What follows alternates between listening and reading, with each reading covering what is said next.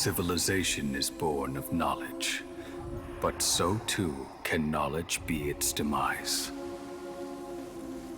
A disaster caught us unaware.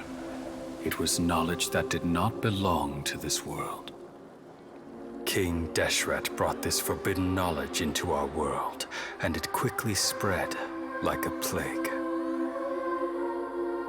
People's minds were filled with crazed whispers. Dark gray scales spread across their bodies. Even the land was stripped of its vigor. Only a desperate, deathly silence remained.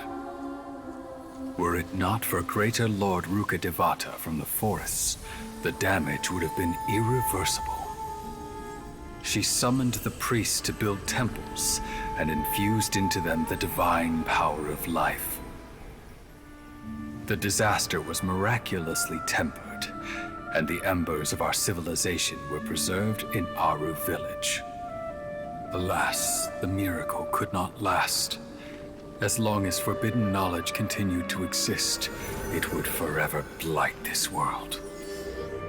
In the end, the proud king of the desert, my eternal lord, chose to sacrifice himself. I have spent my whole life since guarding one of these many temples. But now, my duty is coming to an end. As I close my eyes for the final time, the sight of that noble deity will appear in my vision once more. In helping King Deshret to eradicate forbidden knowledge, she exhausted her strength, and her form became that of a small child. How strange. Now that I think of her, I no longer have any fear of death, for I sense that the spirit of life will abide with me during my eternal sleep.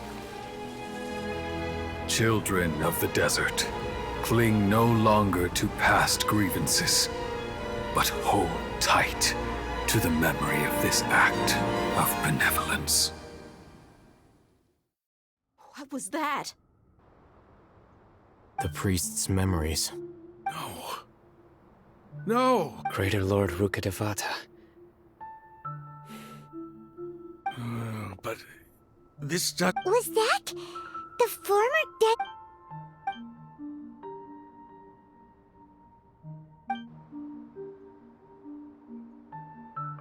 You might be distrustful of the Akash. You've just witnessed his... I've never heard the surviving followers of King Deshret all gathered in Aru. King Deshret's... We saw her as nothing more than a traitor. You were blinded by your prejudice.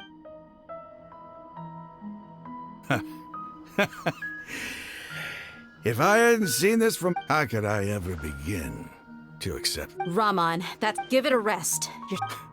Dia, my Eremites and I.